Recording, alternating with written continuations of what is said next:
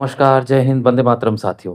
साथियों, target UP TET 2026 से संबंधित ये वीडियो है, जिसमें एनवायरनमेंट यानी पर्यावरण से संबंधित 25 महत्वपूर्ण प्रश्नों का ये संकलन आपके लिए हम लेके आए हैं, जिसमें हर टॉपिक से प्रश्न हैं, जो भी आपका सिलेबस है, उसके हर टॉपिक से प्रश्न इसमें पूछे गए हैं।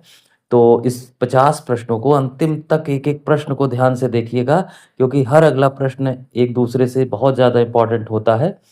और इसको जब आप 50 प्रश्न करेंगे तो यहाँ से आपको समझ में आएगा कि आपकी परीक्षा में ये निश्चित रूप से पूछे जाने वाले प्रश्न हैं। चलिए बिना विलंब किए हम अपने पहले प्रश्न की ओर बढ़ते हैं और ध्यान से देखते हैं हम आज का अपना पहला प्रश्न। देखिए पहला प्रश्न है, पर्यावरण का सबसे बड़ा घटक क्या है? ऑप्शन है आपके जल, वायु, जीव-जंतु।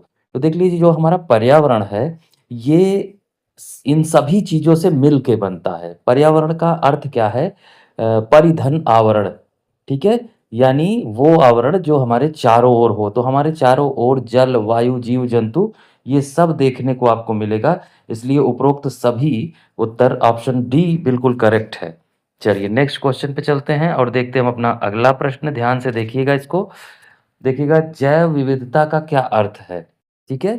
यानी जितने भी जीव-जंतु अ, हैं, उन सब का एक जगह जो संकेंद्रण होता है उसको हम जैव विविधता कहते हैं, यानी जीवों की विविधता। ठीक है? जीवों की विविधता ऑप्शन डी बिल्कुल करेक्ट है। चलिए नेक्स्ट क्वेश्चन पे चलते हैं और देखते हैं हम अपना अगला प्रश्न। ध्यान से देखिए, पृथ्वी पर सबसे अधिक जल कहाँ पाया जाता है? तो देखिए जो पृथ्वी पर पहले तो पृथ्वी का जो 2/3 भाग है यानी 2 तिहाई भाग वो जल से जो है उसमें जल की मात्रा है 2/3 भाग पर। और उस संपूर्ण जल का 97% जल अकेले महासागरों में है। इसलिए महासागरों में सबसे ज़्यादा जल पाया जाता है। चलिए नेक्स्ट क्वेश्चन पे चलते हैं और ध्यान से देखते हैं अगला प्रश्न। देखिए वायुमंडल की सबसे निचली परत कौन-सी है? वायुमंडल की जो सबसे निचली परत है उसको हम कहते हैं क्षोभ मंडल। क्षोभ मंडल अंग्रेजी में इसको कहा जाता है ट्रोपोस्फियर। ठीक है? मैं आपको बता दूं कि अगर ये हमारी पृथ्वी है तो ये क्षोभ मंडल, ये समताप मंडल, ये मध्य मंडल, ये आयन मंडल और ये बहिर्मंडल। ठीक है? तो पहली परत आपकी कौन सी है? क्षोभ मंडल यानी ट्रोपोस्फियर। ठीक है? चलिए नेक्स्ट क्वेश्चन पे चलते हैं और देखते हैं ध्यान से। ओज़ोन परत का मुख्य कार्य क्या है? तो ओज़ोन परत का जो मुख्य कार्य है, पहले तो आप ये जान लीजिए कि ओज़ोन परत हमारे समताप मंडल यानी स्ट्रेटोस्फियर में पाई जाती है। और ओज़ोन की जो लेयर है इसका काम ये है कि सूर्य से निकलने वाली जो पराबैंगनी किरणें हैं, उनको पृथ्वी पर आने से रोकती हैं। तो यहाँ ऑप्शन दिया गया है हानिकारक किरणों से रक्षा। तो जो ये पराबैंगनी किरणें हैं, अगर ये ओज़ोन परत द्वारा अवशोषित ना हों और सीधे हमारी पृथ्वी पर आएँ, तो ये हमें त्वचा संबंधी बीमारियाँ, त्वचा कैंसर ये सब चीज़ें उत्पन्न कर सकती हैं। तो ये बहुत महत्वपूर्ण कार्य ओज़ोन परत द्वारा किया जाता है कि हानिकारक किरणों से रक्षा करती हैं। चलिए नेक्स्ट क्वेश्चन पे चलते हैं और देखते हैं हम आज का अपना 6वां प्रश्न। देखिए चिपको आंदोलन कई बार मैं सॉल्व करा चुका हूँ। चिपको आंदोलन जो है उत्तराखंड से शुरू हुआ था और ये वन संरक्षण यानी पेड़ों के संरक्षण के लिए जो है चलाया गया था। यहाँ हुआ ये था कि जब पुरुष काम-काज के सिलसिले में बाहर चले जाते थे तो महिलाएँ जो हैं घर की वो पेड़ों से चिपक कर उन्हें कटने से बचाती थीं। यानी ये आंदोलन जो है वो वन संरक्षण से संबंधित है। चलिए नेक्स्ट क्वेश्चन पे हम अपने चलते हैं और देखते हैं अगला प्रश्न। प्रकाश संश्लेषण में कौन-सी गैस उपयोग होती है? प्रकाश संश्लेषण में बेसिकली कार्बन डाइऑक्साइड गैस उपयोग होती है।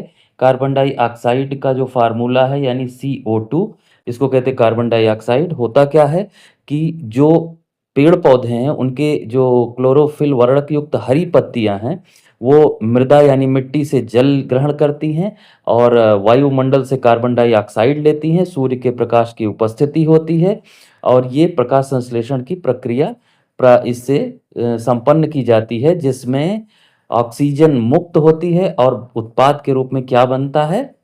कार्बोहाइड्रेट। तो कार्बोहाइड्रेट के ग्लूकोज से पेड़-पौधे अपने भोजन की आवश्यकता की पूर्ति करते हैं। तो यहाँ वायुमंडल से कार्बन डाइऑक्साइड ली जाती है और वही इस प्रश्न का उत्तर है। चलिए नेक्स्ट क्वेश्चन पे चलते हैं और देखते हैं अपना अगला प्रश्न। विश्व पर्यावरण दिवस कब मनाया जाता है? तो विश्व पर्यावरण दिवस मनाया जाता है 5 जून को। याद रखिएगा 5 जून को विश्व पर्यावरण दिवस के रूप में मनाया जाता है। नेक्स्ट क्वेश्चन पे चलते हैं और ध्यान से देखते हैं अगला प्रश्न। ग्रीन हाउस प्रभाव का मुख्य कारण है। तो ग्रीन हाउस प्रभाव जो है वो किसके कारण होता है? CO2 के कारण, ठीक है? कार्बन डाइऑक्साइड के कारण। ऑप्शन ए बिल्कुल करेक्ट है। नेक्स्ट क्वेश्चन पे चलते हैं और देखते हैं अपना अगला प्रश्न। देखिए रेड डाटा बुक, लाल किताब, ये जो है किससे संबंधित है? तो रेड डाटा बुक में जो विलुप्त प्राय प्रजातियां हैं उनको उनके नाम दर्ज किए जाते हैं, ठीक है? विलुप्त प्राय जातियों के नाम कहाँ दर्ज किए जाते हैं? रेड डाटा बुक में। नेक्स्ट क्वेश्चन पे चलते हैं और देखते हैं जल चक्र का मुख्य स्रोत है। तो जल चक्र का जो मुख्य ऊर्जा स्रोत है वो है सूर्य, ठीक है? सूर्य की ही गर्मी से जो पृथ्वी पर जल स्रोत हैं वहां से वाष्पीकरण की प्रक्रिया होती है और जैसे जैसे ये वाष्प जो है ऊपर की ओर जाता है, ये भाप ऊपर की ओर जाती है, तो ऊंचाई बढ़ने के साथ ही वो ठंडी होने लगती है और संघनन की क्रिया होती है और धीरे धीरे जब वो पुनः जल में परिवर्तित होती है तो वो भारी हो जाता है बादल और वहाँ वो जो है वर्षा जल के रूप में फिर से नीचे आ जाती है। इसी को हम जल चक्र कहते हैं। चलिए नेक्स्ट क्वेश्चन पे चलते हैं और देखते हैं हम अपना अगला प्रश्न। ध्यान से देखिएगा। वनों की कटाई से क्या होता है? तो वनों की कटाई से देखिए वर्षा बढ़ती है? नहीं। और तापमान घटता है? नहीं। मृदा अपरदन यानी मिट्टी का कटाव तो होता है, ठीक है? और ऑक्सीजन भी नहीं बढ़ती। तो वनों की कटाई से क्या होता है? मृदा अपरदन, ठीक। चलिए नेक्स्ट क्वेश्चन पे चलते हैं और देखते हैं अगला प्रश्न। वायु प्रदूषण का मुख्य कारण क्या है? तो वायु प्रदूषण का जो मुख्य कारण है वाहन है। वाहनों से निकलने वाले धुएं से वायु प्रदूषण वायु जो है सबसे ज़्यादा नकारात्मक रूप से प्रभावित होती है। चलिए नेक्स्ट क्वेश्चन पे चलते हैं और देखते हैं अगला प्रश्न। ऐसे ही देखते रहिए, बहुत ही महत्वपूर्ण प्रश्न है। सौर ऊर्जा का स्रोत क्या है? तो जाहिर सी बात है कि सौर ऊर्जा का स्रोत जो है वो सूर्य है, ठीक है? चलिए अगले प्रश्न पे चलते हैं और देखेंगे अगला प्रश्न ध्यान से। ध्वनि की इकाई क्या है? ध्वनि की इकाई होती है डेसिबल। ध्वनि को किस में मापते हैं हम? डेसिबल में मापते हैं। चलिए नेक्स्ट क्वेश्चन पे चलते हैं, देखते हैं इसको। निम्न में से जैविक घटक कौन है? जैविक घटक वो होते हैं जो कभी जीवित रहे हों। तो यहाँ आप देख लीजिए कि जल, वायु ये जैविक घटक नहीं है, मिट्टी जैविक घटक नहीं है, पौधे जो हैं ये जैविक घटक हैं, ठीक है? चलिए अगले प्रश्न पे चलते हैं और देखते हैं अगला प्रश्न। ध्यान से देखते हैं इसको। ग्लोबल वार्मिंग का कारण है। तो ग्लोबल वार्मिंग जो होती है यानी भूमंडलीय तापन, पृथ्वी का जो वायुमंडल है इसके तापमान में इसमें गर्मी की वृद्धि हो, तो वृक्षारोपण से ग्लोबल वार्मिंग कम होती है। प्रदूषण से ग्लोबल वार्मिंग होती है, ठीक है? किससे? प्रदूषण से। जबकि वर्षा, हवा और वृक्षारोपण से ग्लोबल वार्मिंग में कमी आती है। चलिए नेक्स्ट क्वेश्चन पे चलते हैं और देखते हैं अगला प्रश्न। राष्ट्रीय उद्यान का उद्देश्य क्या है? नेशनल पार्क यानी राष्ट्रीय उद्यान का जो उद्देश्य है वो है वन्य जीव संरक्षण। वन्य जीवों की सुरक्षा की जाए, इसके लिए विशिष्ट स्थानों को राष्ट्रीय उद्यान के रूप में घोषित किया जाता है। चलिए अगले प्रश्न पे चलते हैं और देखते हैं अगला प्रश्न। साइलेंट वैली या शांत घाटी भी इसको कहते हैं, ये किस राज्य में है? याद कर लीजिएगा क्योंकि ये जो है कई बार पूछा गया प्रश्न है। तो शांत घाटी या साइलेंट वैली केरल में है, केरल राज्य में, ठीक है? चलिए नेक्स्ट क्वेश्चन पे चलते हैं और देखते हैं अगला प्रश्न है। देखिए वन्य जीव सप्ताह कब मनाया जाता है? तो वन्य जीव सप्ताह जो मनाया जाता है वो अक्टूबर के महीने में मनाया जाता है, याद कर लीजिएगा। वन्य जीव सप्ताह कब मनाया जाता है? अक्टूबर के महीने में। नेक्स्ट क्वेश्चन पे चलते हैं और देखते हैं अगला प्रश्न। नाइट्रोजन चक्र में मुख्य गैस है। तो नाइट्रोजन चक्र में जो मुख्य गैस है वो है नाइट्रोजन, ठीक है? यानी N2, ठीक है?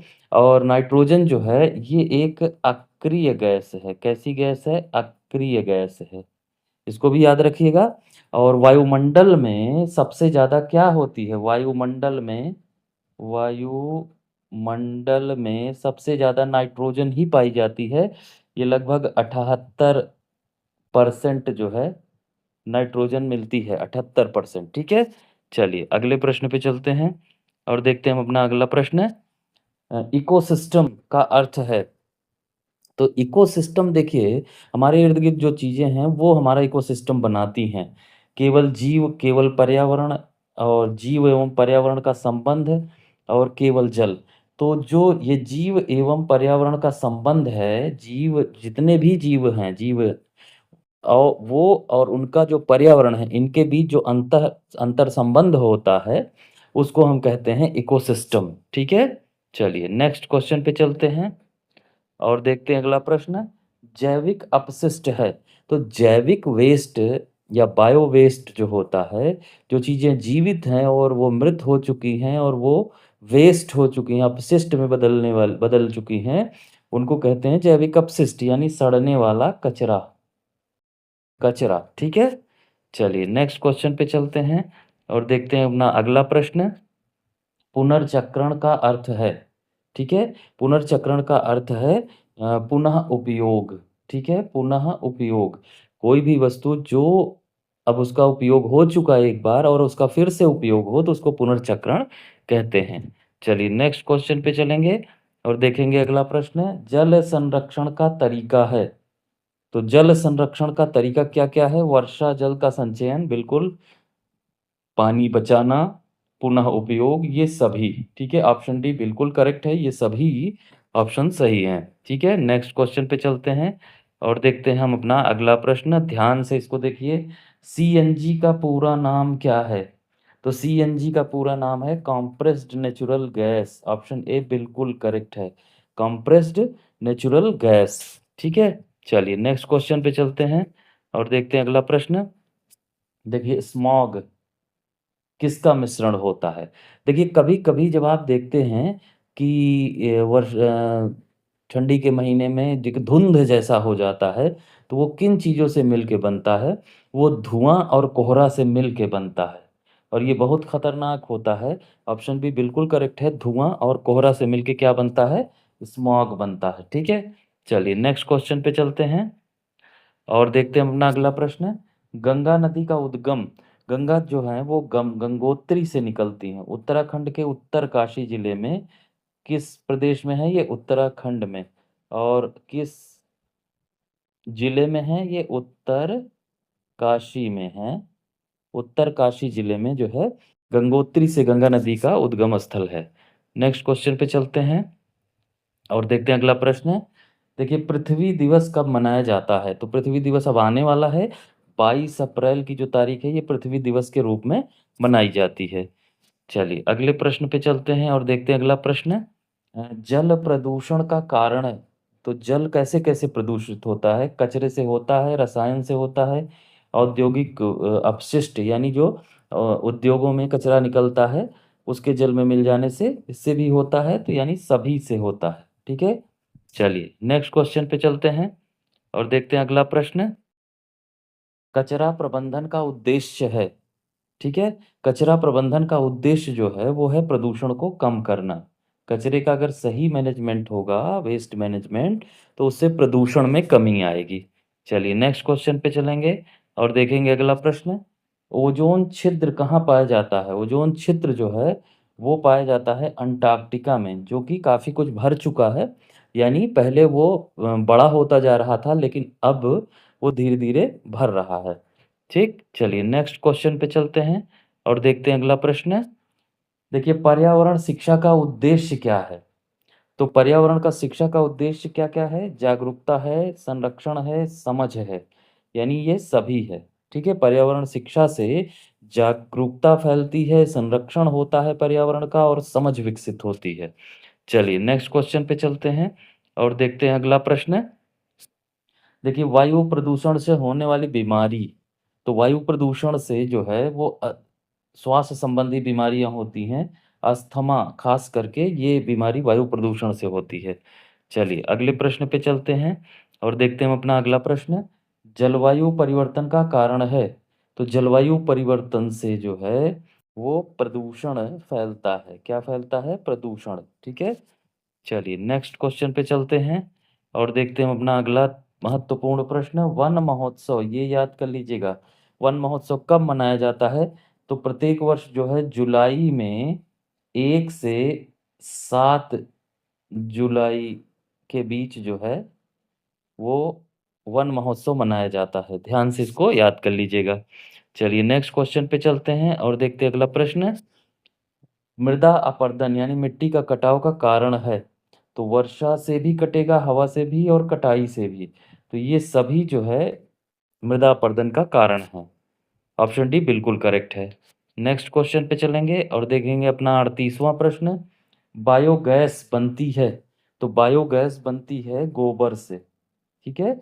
गोबर को पानी के साथ सड़ाया जाता है जिससे जिसमें बायोगैस निकलती है और इसका मुख्य उत्पाद जो है मीथेन है।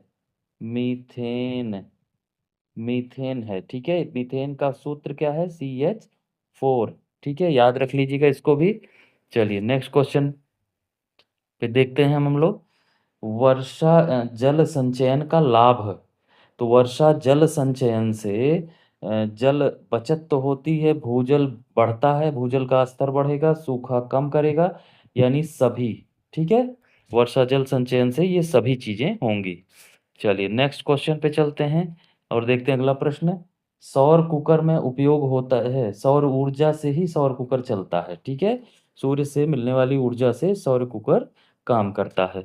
चलिए नेक्स्ट क्वेश्चन पे चलेंगे और देखेंगे अगला प्रश्न। देखिए जल संकट का कारण है। तो जल संकट का कारण जो है अधिक उपयोग, प्रदूषण, जनसंख्या, ये सभी हैं। ठीक है। इन सभी से जल संकट होता है, अधिक उपयोग से, प्रदूषण से और जनसंख्या से।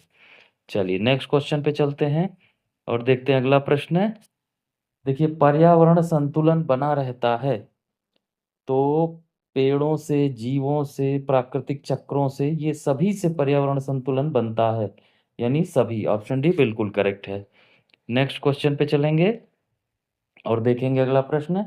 पौधे का मुख्य कार्य क्या है? तो पौधे का मुख्य कार्य है ऑक्सीजन देना।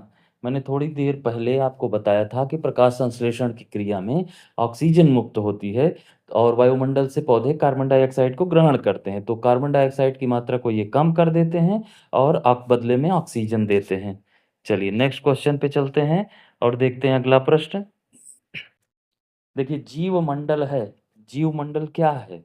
जीवन क्षेत्र है। ठीक है। जहाँ जीवन है उनको मिला के जीवमंडल कहा जाता है।